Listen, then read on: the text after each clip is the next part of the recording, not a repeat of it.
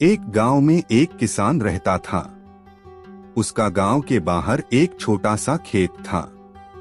एक बार फसल बोने के कुछ दिनों बाद उसके खेत में चिड़िया ने घोंसला बना लिया। कुछ समय बीता तो चिड़िया ने वहां 2 अंडे भी दे दिए। उन अंडों में से 2 छोटे छोटे बच्चे निकल आए। वे बड़े मजे से उस खेत में अपना जीवन गुजारने लगे। कुछ महीनों बाद फसल कटाई का समय आ गया।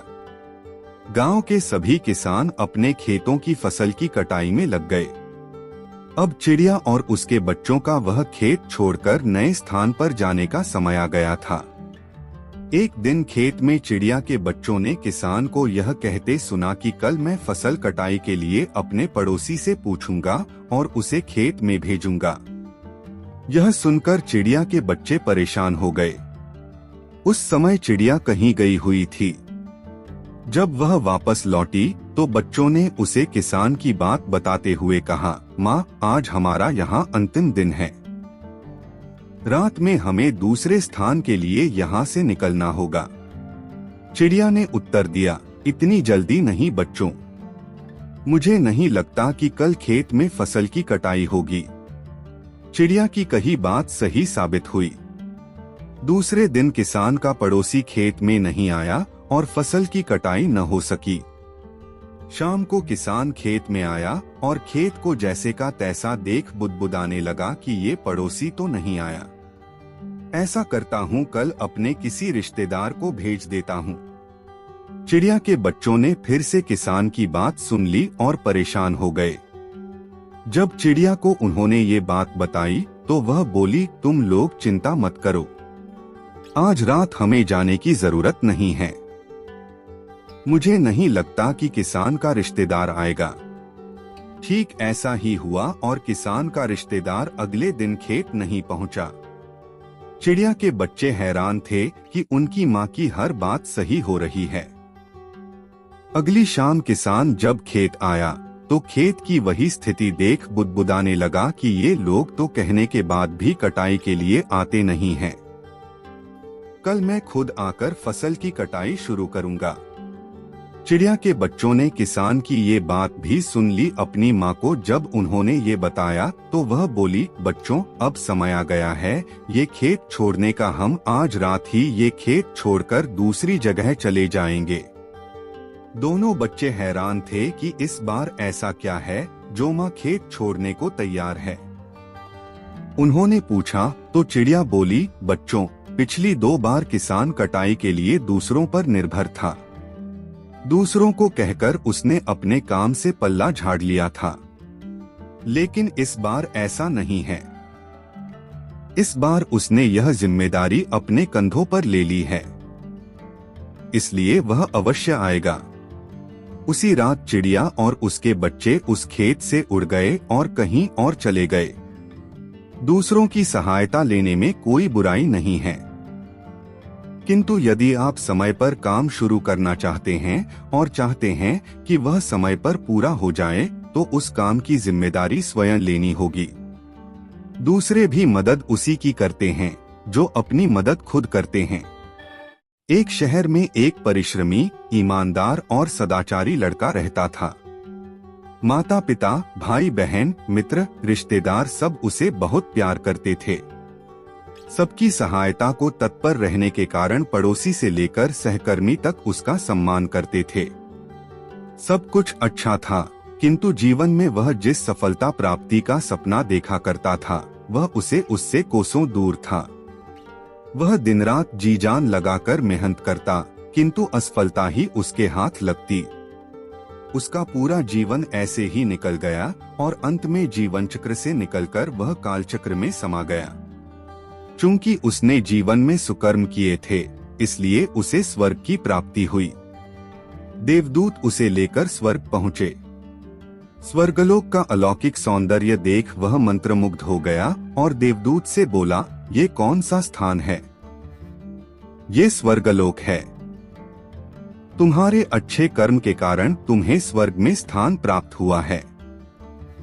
अब से तुम यहीं रहोगे, देवदूत ने उत्तर दिया। यह सुनकर लड़का खुश हो गया। देवदूत ने उसे वह घर दिखाया जहां उसके रहने की व्यवस्था की गई थी। वह एक आलीशान घर था।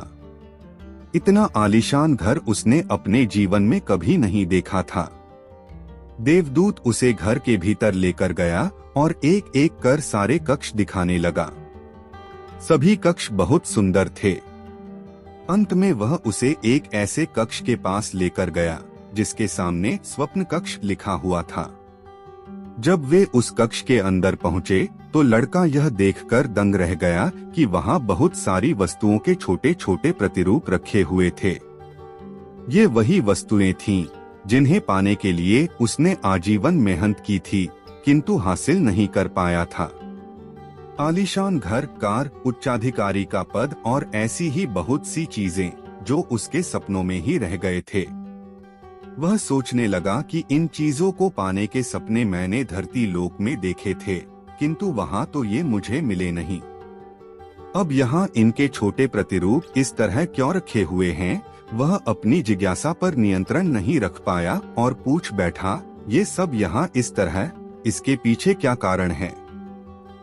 देवदूत ने उसे बताया, मनुष्य अपने जीवन में बहुत से सपने देखता है और उनके पूरा हो जाने की कामना करता है, किंतु कुछ ही सपनों के प्रति वह गंभीर होता है और उन्हें पूरा करने का प्रयास करता है। ईश्वर और ब्रह्मांड मनुष्य के हर सपने पूरा करने की तैयारी करते हैं, लेकिन कई बार असफलता प्राप्ति से हताश होकर और कई बार दृढ़ निश्चय की कमी के कारण मनुष्य उस क्षण प्रयास करना छोड़ देता है जब उसके सपने पूरे होने वाले ही होते हैं। उसके वही अधूरे सपने यहाँ प्रतिरूप के रूप में रखे हुए हैं। तुम्हारे सपने भी यहाँ प्रतिरूप के रूप में रखे हैं। तुमने अंत समय तक हार न मानी होती तो उसे अपने जीवन में प्राप्त कर चुके होते। लड़के को अपने जीवन काल में की गई गलती समझ आ गई, किंतु मृत्यु पश्चात अब वह कुछ नहीं कर सकता था।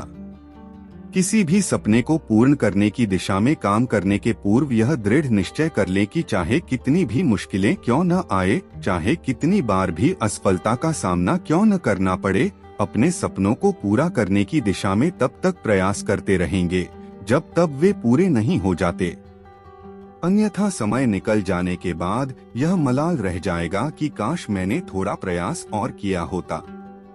अपने सपनों को अधूरा मत रहने दीजिए। दृढ़ निश्चय और अथक प्रयास से उन्हें हकीकत में तब्दील करके ही दम लीजिए। मछलियां सालों से बहुताओं की प्रिय खाद्य पदार्थ रही हैं। वे इसे अपने भोजन का एक अभिन्न अंग मानते हैं। ताजी मछलियों का स्वाद उन्हें बहुत पसंद है, लेकिन तटों पर मछलियों के अभाव के कारण मछुआरों को समुद्र के बीच जाकर मछलियां पकड़नी पड़ती हैं। शुरुआती दिनों में जब मछुआरे मछलियां पकड़ने बीच समुद्र में जाते तो वापस आते आते बहुत देर हो जाती और मछलियां बासी हो जाती। यह उनके लिए एक बड़ी समस्या बन गई क्योंकि लोग बासी मछलियां खरीदने से कतराते थे। इस समस्या का निराकरण मछुआरों ने अपनी बोट में फ्रीजर लगवाकर किया। वे मछलियां पकड़ने के बाद उन्हें फ्रीजर में डाल देते थे। इससे मछलियां लंबे समय तक ताजी बनी रहती थी। लेकिन लोगों ने फ्रीजर में रखी मछलियों का स्वाद पहचान लिया। वे ताजी मछलियों की तरह स्वादिष्ट नहीं लगती थी। लोग उन्हें खास पसंद नहीं करते थे और खरीदना नहीं चाहते थे। मछुआरों के मध्य इस समस्या का हल निकालने के लिए फिर से सोच विचार की प्रक्रिया प्रारंभ हुई। आखिरकार इसका हल भी मिल गया। सभी मछुआरों ने अपनी बोट में फिश टैंक बनवा लिया। मछलियां पकड़ने के बाद वे उन्हें पानी से भरे फिश टैंक में डाल देते। इस तरह वे ताजी मछलियां बाजार तक लाने लगे। लेकिन इसमें भी एक समस्या आ खड़ी हुई। फिश टैंक में मछलियां कुछ देर तक इधर उधर विचरण करती, लेकिन ज्यादा जगह न होने के कारण कुछ देर बाद स्थिर हो जाती। मछुआरे जब किनारे तक पहुंचते तो वे सांस तो ले रही होती थी, लेकिन समुद्री जल में स्वतंत्र विचरण करने वाली मछलियों वाला स्वाद उनमें नहीं होता था। लोग चखकर ये अंतर कर लेते थे। ये मछुआरों के लिए फिर से परेशानी का सबब बन गई। इतनी कोशिश करने के बाद भी समस्या का कोई स्थायी हल नहीं निकल पा रहा था। फिर से उनकी बैठक हुई और सोच विचार प्रारंभ हुआ। सोच विचार कर जो हल निकाला गया उसके अनुसार मछुआरों ने मछलियां पकड़कर फिश टैंक में डालना जारी रखा, लेकिन साथ में उन्होंने एक छोटी शार्क मछली भी टैंक में डालनी शुरू कर दी। शार्क मछलियां कुछ मछलियों को मारकर खा जाती थी। इस तरह कुछ हानि मछुआरों को जरूर होती थी, लेकिन जो मछलियां किनारे तक पहुंचती थी उनमें स्फूर्ति और ताजगी बनी रहती थी। ऐसा शार्क मछली के कारण होता था क्योंकि शार्क मछली के डर से मछलियां पूरे समय अपनी जान बचाने सावधान और चौकन्नी रहती थी। इस तरह टैंक में रहने के बावजूद वे ताजी रहती थीं। इस तरकीब से मछुआरों ने अपनी समस्या का समाधान कर लिया। जब तक हमारी जिंदगी में शार्क रूपी चुनौतियां नहीं आती, हमारा जीवन टैंक में पड़ी मछलियों की तरह ही होता है, बेजान और नीरस। हम सांस तो ले रहे होते हैं, लेकिन हम में जिंदादिली नहीं होती। हम बस एक ही रूटीन से बंध कर रह जाते हैं। धीरे धीरे हम इसके इतने आदी हो जाते हैं कि चुनौतियां आने पर बड़ी जल्दी उसके सामने दम तोड़ देते हैं या हार मान जाते हैं। धीरे धीरे चुनौतियों और मेहनत के डर से हम बड़े सपने देखना छोड़ देते हैं और हालातों से समझौता कर साधारण जीवन व्यतीत करने लगते हैं। यदि जीवन में बड़ी और असाधारण सफलता हासिल करनी है तो बड़े सपने देखने होंगे। सपनों को वास्तविकता में परिवर्तित करने के लिए कड़ी मेहनत करनी होगी। चुनौतियों का सामना करने के लिए खुद को तैयार करना होगा, तभी बड़ी और असाधारण सफलता की प्राप्ति होगी। एक साधु घाट किनारे अपना डेरा डाले हुए था। वहाँ वह धुनी रमाकर दिन भर बैठा रहता और बीच बीच में ऊंची आवाज में चिल्लाता, जो चाहोगे सो पाओगे। उस रास्ते से गुजरने वाले लोग उसे पागल समझते थे। वे उसकी बात सुनकर अनुसना कर देते और जो सुनते वे उस पर हंसते थे। एक दिन एक बेरोजगार युवक उस रास्ते से गुजर रहा था। साधु की चिल्लाने की आवाज उसके कानों में भी पड़ी, जो चाहोगे सो पाओगे, जो चाहोगे सो पाओगे। ये वाक्य सुनकर वह युवक साधु के पास आ गया और उससे पूछने लगा, बाबा, आप बहुत देर से जो चाहोगे सो पाओगे चिल्ला रहे हो, क्या आप सच में मुझे वो दे सकते हो जो मैं पाना चाहता हूँ?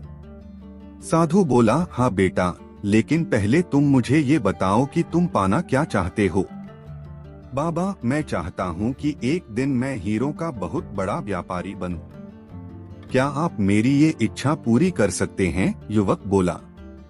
बिल्कुल बेटा, मैं तुम्हें एक हीरा और एक मोती देता हूँ, उससे तुम जितने चाहे हीरे मोती बना लेना, साधु बोला। साधु की बात सुनकर युवक की आंखों में आशा की ज्योति चमक उठी। फिर साधु ने उसे अपनी दोनों हथेलियां आगे बढ़ाने को कहा।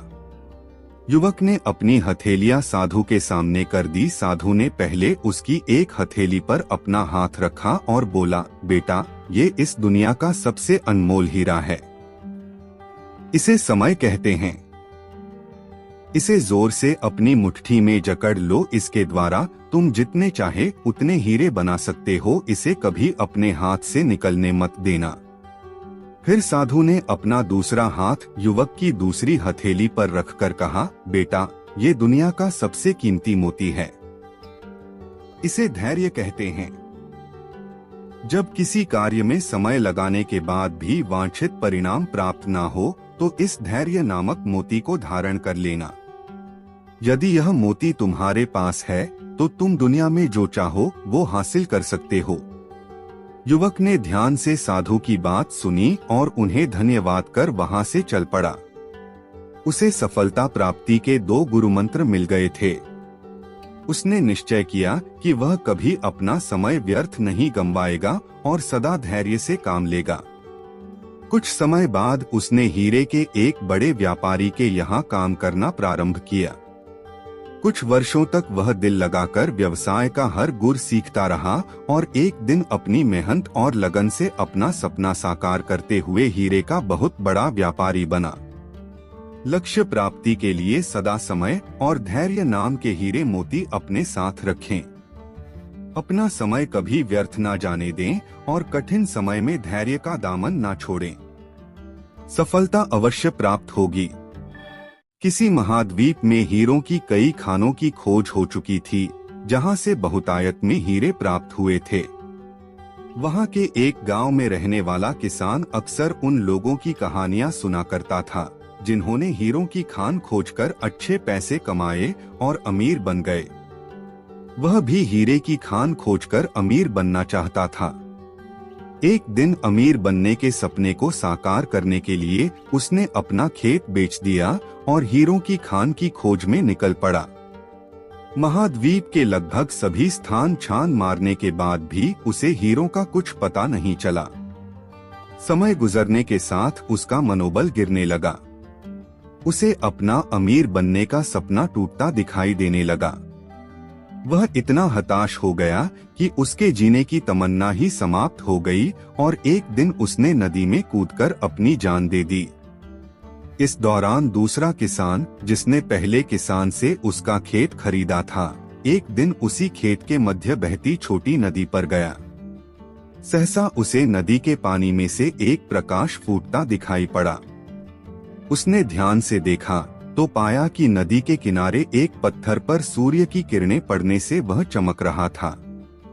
किसान ने झुककर वह पत्थर उठा लिया और घर ले आया। वह एक खूबसूरत पत्थर था। उसने सोचा कि यह सजावट के काम आएगा और उसने उसे घर पर ही सजा लिया। कई दिनों तक वह पत्थर उसके घर पर सजा रहा। एक दिन उसके घर उसका एक मित्र आया।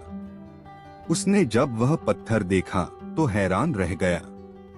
उसने किसान से पूछा, मित्र, तुम इस पत्थर की कीमत जानते हो? किसान ने जवाब दिया, नहीं, मेरे ख्याल से ये हीरा है। शायद अब तक खोजे गए हीरों में सबसे बड़ा हीरा, मित्र बोला। किसान के लिए इस बात पर यकीन करना मुश्किल था। उसने अपने मित्र को बताया कि उसे यह पत्थर अपने खेत की नदी के किनारे मिला है। वहां ऐसे और भी पत्थर हो सकते हैं। दोनों खेत पहुंचे और वहां से कुछ पत्थर नमूने के तौर पर चुन लिए। फिर उन्हें जांच के लिए भेज दिया। जब जांच रिपोर्ट आई तो किसान के मित्र की बात सच निकली। वे पत्थर हीरे ही थे। उस खेत में हीरों का भंडार था। वह उस समय की खोजी गई सबसे कीमती हीरे की खदान थी। दूसरा किसान उस खदान की वजह से मालामाल हो गया। पहला किसान महाद्वीप में दर दर भटका और अंत में जान दे दी, जबकि हीरे की खान उसके अपने खेत में उसके कदमों तले थी। इस कहानी में हीरे पहले किसान के कदमों तले ही थे, लेकिन वह उन्हें पहचान नहीं पाया और उनकी खोज में भटकता रहा। ठीक वैसे ही हम भी सफलता प्राप्ति के लिए अच्छे अवसरों की तलाश में भटकते रहते हैं। हम उन अवसरों को पहचान नहीं पाते या पहचान कर भी महत्व नहीं देते, जो हमारे आसपास ही छुपे रहते हैं। जीवन में सफल होना है तो आवश्यकता है बुद्धिमानी और परख से उन अवसरों को पहचानने की और धैर्य से अनवरत कार्य करने की। सफलता निश्चित होगी। एक बार एक वैज्ञानिक ने शारीरिक बदलाव की क्षमता की जांच के लिए एक शोध किया। शोध में एक मेंढक लिया गया और उसे एक कांच के जार में डाल दिया गया। फिर जार में पानी भरकर उसे गर्म किया जाने लगा। जार में ढक्कन नहीं लगाया गया था, ताकि जब पानी का गर्म ताप मेंढक की सहन शक्ति से बाहर हो जाए तो वह कूदकर बाहर आ सके। प्रारंभ में मेंढक शांति से पानी में बैठा रहा। जैसे पानी का तापमान बढ़ना प्रारंभ हुआ, मेंढक में कुछ हलचल सी हुई। उसे समझ में तो आ गया कि वो जिस पानी में बैठा है वो हल्का गर्म सा लग रहा है, लेकिन कूदकर बाहर निकलने के स्थान पर वो अपने शरीर की ऊर्जा बढ़े हुए तापमान से तालमेल बैठाने में लगा। पानी थोड़ा और गर्म हुआ, मेंढक को पहले से अधिक बेचैनी महसूस हुई, लेकिन वह बेचैनी उसकी सहन शक्ति की सीमा के भीतर ही थी।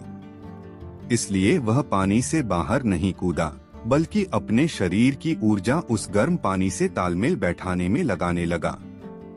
धीरे धीरे पानी और ज्यादा गर्म होता गया और मेंढक अपने शरीर की अधिक ऊर्जा पानी के बढ़े हुए तापमान से तालमेल बैठाने में लगाता रहा। जब पानी उबलने लगा तो मेंढक की जान पर बन आई। अब उसकी सहन शक्ति जवाब दे चुकी थी। उसने जार से बाहर कूदने के लिए अपने शरीर की शक्ति बटोरी, लेकिन वह पहले ही शरीर की समस्त ऊर्जा धीरे धीरे उबलते पानी से तालमेल बैठाने में लगा चुका था। अब उसके शरीर में जार से बाहर कूदने की ऊर्जा शेष नहीं थी। वह जार से बाहर कूदने में नाकाम रहा और उसी जार में मर गया। यदि समय रहते उसने अपने शरीर की ऊर्जा का प्रयोग जार से बाहर कूदने में किया होता तो वह जीवित होता। हमारे जीवन में भी ऐसा होता है। अक्सर परिस्थितियां विपरीत होने पर हम उसे सुधारने या उससे बाहर निकलने का प्रयास न कर उससे तालमेल बैठाने में लग जाते हैं। हमारी आंख तब खुलती है जब परिस्थितियां बेकाबू हो जाती है और हम पछताते रह जाते हैं कि समय रहते हमने कोई प्रयास क्यों नहीं किया। इसलिए प्रारंभिक अनुभव होते ही परिस्थितियां सुधारने की कार्यवाही प्रारंभ कर दे और जब समझ आ जाए कि अब इन्हें संभालना मुश्किल है तो उससे बाहर निकल जाएं। परिस्थितियों से लड़ना आवश्यक है, लेकिन समय रहते उससे बाहर निकल जाना बुद्धिमानी है।